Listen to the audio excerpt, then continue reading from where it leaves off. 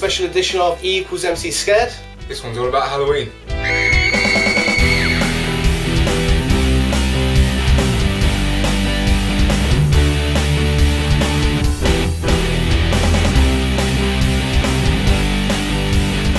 Halloween derives from an old pagan festival known as Samhain or Samhain.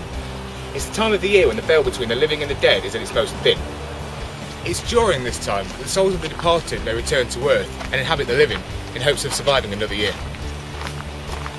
People would make themselves as undesirable as possible so that the returning spirits didn't choose them as a host to live for another year.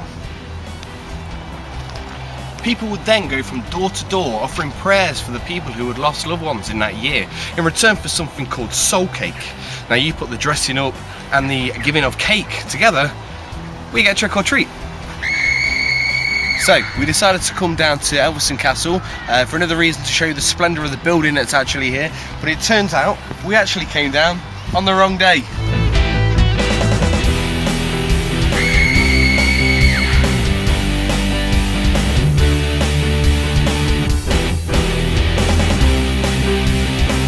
With the rise of Christianity, focus was deterred from Samhain. A new day was created for saints that had been canonised but didn't have their own day. This was called All Saints' Day.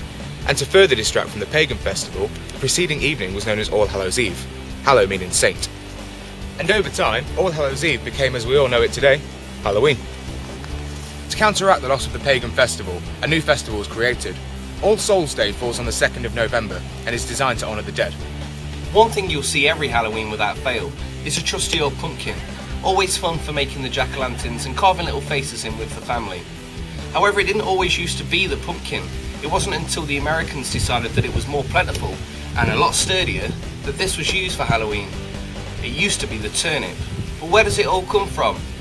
Here's the folklore story.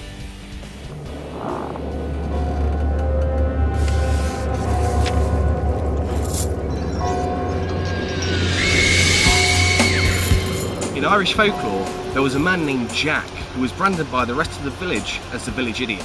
Jack would go around pranking and playing tricks on the villagers daily. But there was one particular character that Jack maybe shouldn't have pranked.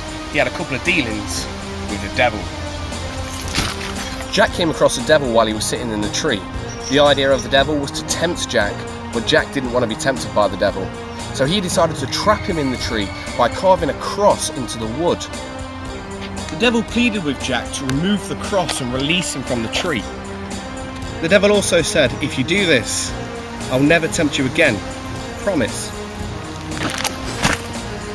Jack agreed.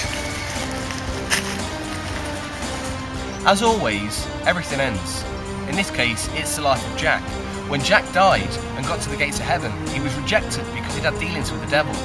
When he got to the gates of hell, he was also rejected because he tricked the devil. He was given nothing more than a hollowed out turnip with a little light in to light its way through his eternal darkness forever.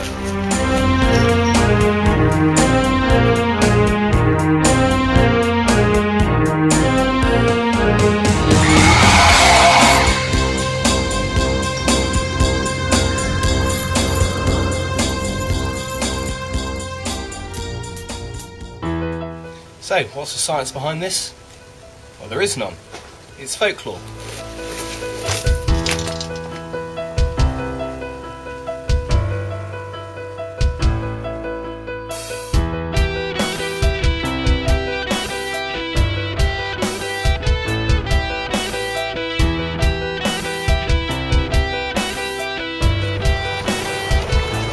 In homage to the goddess Pomona, pagans would also bob for apples in the hopes of receiving good luck for the next year.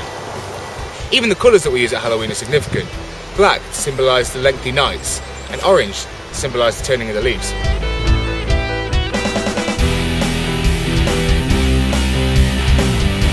Animals are quite special during Halloween as well.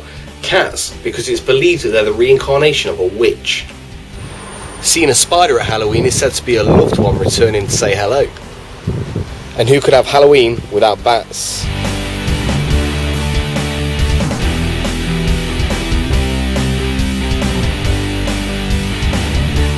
Okay, that's it for this episode of E=MC Scared.